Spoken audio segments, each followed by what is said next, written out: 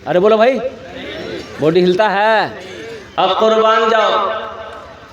एक आदमी ऐसे ही रमज़ान के दिन में रोज़ा रख कर के 5 मरतबा, घर के बगल में नदी थी, 5 मरतबा नहाता था। तो लोगों ने पूछा कि अरे अल्लाह का बंदा इतना नहाता काहे है तुम? बोला भैया हमको गर्मी बहुत लगती है, नहाते नहीं ना हमको चैन नहीं मिलता। वो नहाता नहीं था, वो डुबकी लगा के पानी पीता था। वो प्यास लगे बस कूदा नदी में, मुंह खोला, पानी गट गट गट गट पी के बाहर निकल जाता था।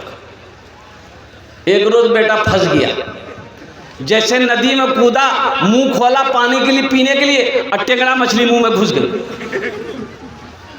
तब समझ में आया कि ये रोजा रख करके ये नदी में नहाता नहीं था, ये गटगट गटगट पानी पीता था। मेरे बच्चों, नौजवानों, रमज़ान में रोज़ा रखने से कमज़ोर नहीं होगे, इंशाअल्लाह अल्लाह ताकतवर बना देगा। रोज़ा किसके लिए है? और मेरे अल्लाह के लिए है। इंशाअल्लाह वो अल्लाह तुम्हें कमज़ोर होने नहीं देगा। इसलिए मेरे बच्चों, रोज़ा रखो, दीन पर पाबंद हो जाओ। अल्हम्दुलिल्लाह, नमाज़ों की पाबंदी करो। मैं तो कहता हूँ, अभी खगड़िया से अभी मैं सुना रहा हूँ, ये कह रहे थे कि ये नौजवान परेशान हो गया, सुबह हो गई नाश्ता नहीं खाएंगे, माँ परेशान हो गई। तो ये नौजवान सोचा घर में रहेंगे माँ परेशान करेगी, पास में जंगल था, जंगल में चला गया। बोला जंगल में रहेंगे ना माँ परेशान करेगी, ना बहन परेशान करेगी, ना घर वाले परेशान करेंगे। जंगल में जाके सो गया। माँ इसकी बेहतरीन खाना बनाई, पुलाव बनाई, गोश्त बनाई, सब थाल में सजा कर जंगल लेकर चली गई। और मेरे लाल, खा ले बेटा खा ले। माँ से बोला हम नहीं खाना खाएंगे, रखो, देखें अल्लाह हमको कैसे खिलाता है। माँ बोली कि बेटा खा ले, जिद ना कर। माँ से बोला कि नहीं खाएंगे, खाना रख दो। माँ खाना रख के घर चली आई। ये नौजवान सोचा कि खाने के पास रहेंगे ना तो खाने का मन करेगा, तो खाना छोड़ के जंगल का उस कोना में जाके सो गई। अच्छा, कुछ डाकू लोग डकैती करने का मशवरा उसी जंगल में करता था। 15-20 डाकू जंगल में घुसा तो खाने पे नज़र पड़ी कि बेहतरीन खाना है। तो एक डाकू खाना चाहा, तो डाकू का सरदार बोला कि नहीं, इस खाने में हाथ मत लगाना, हो ना हो इस खाने में जहर होगा, हम लोगों की मारने की साजिश है। ढूंढो जंगल में, कोई ना कोई होगा, जो होगा उसको पकड़ के ले आओ। ढूंढा, देखा वहाँ सोया हुआ है, पकड़ा, काला, खींच के लेके आया।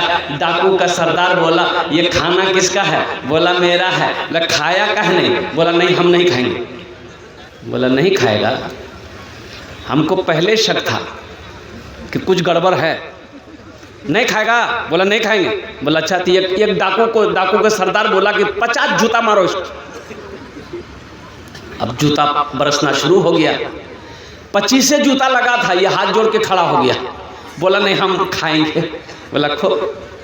खाना खाया, दौड़ा मस्जिद, इमाम साहब से बोला कि इमाम साहब आपने तो ये सही बोला था कि सबको अल्लाह खिलाता है, लेकिन एक बात आप बताना भूल गए कि जो नहीं खाता है अल्लाह उसको जूता मार मार के खिलाता है।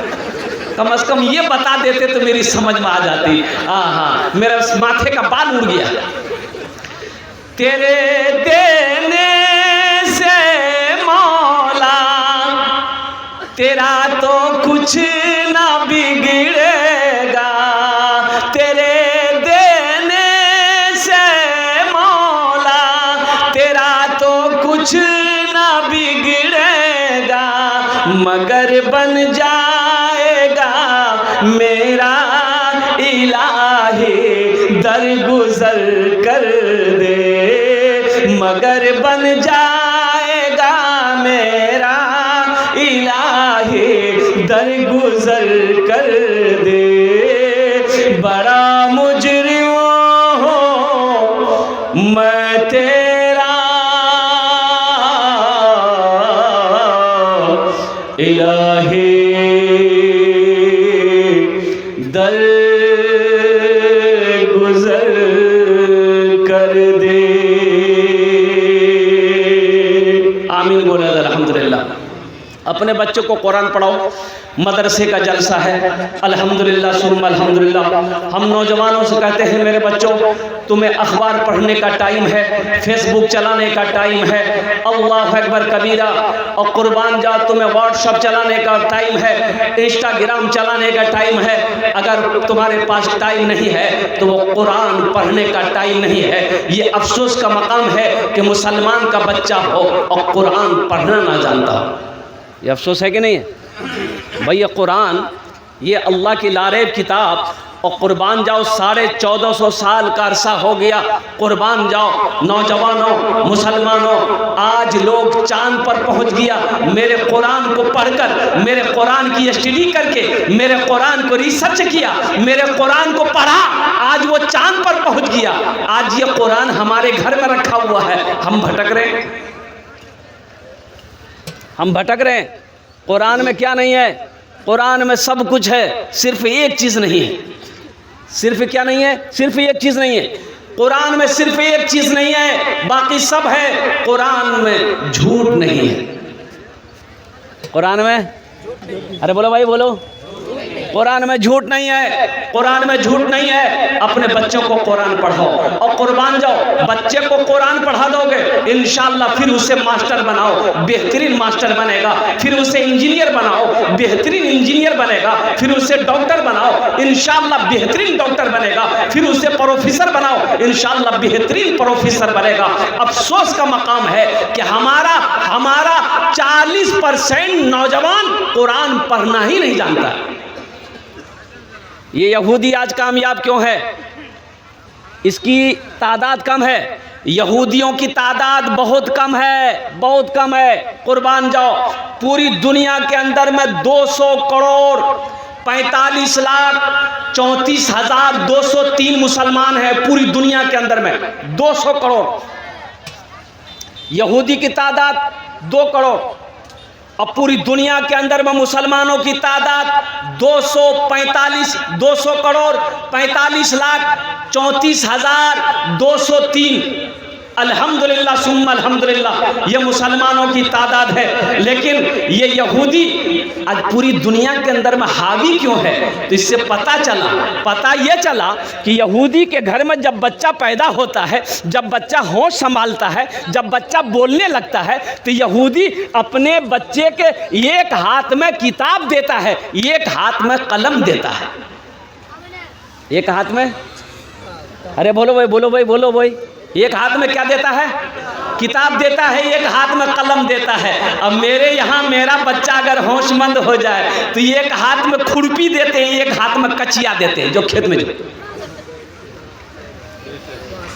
तो कामयाब वो होगा कि हम होंगे?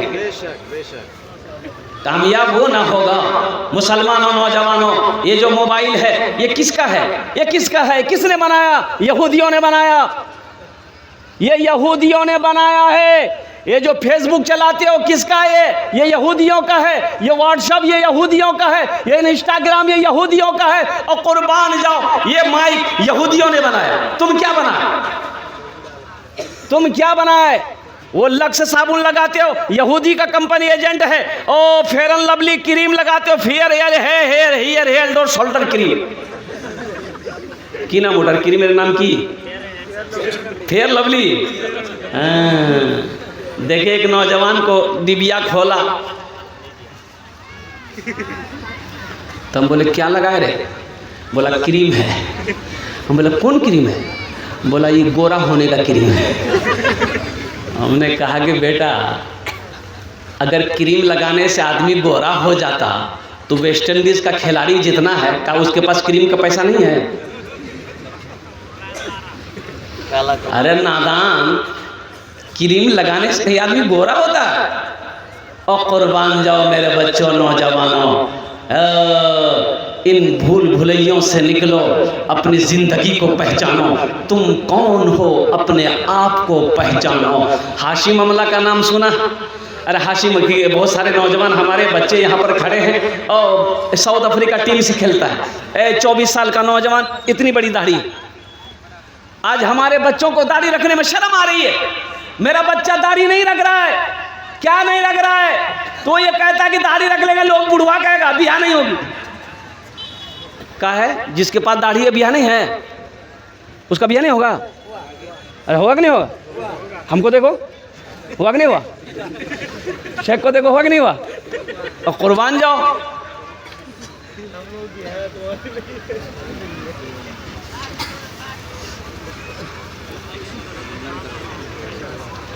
दाढ़ी रखो, अपने चेहरे को सजाओ।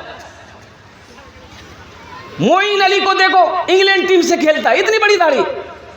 राशिद खान को देखो, इतनी बड़ी दाढ़ी।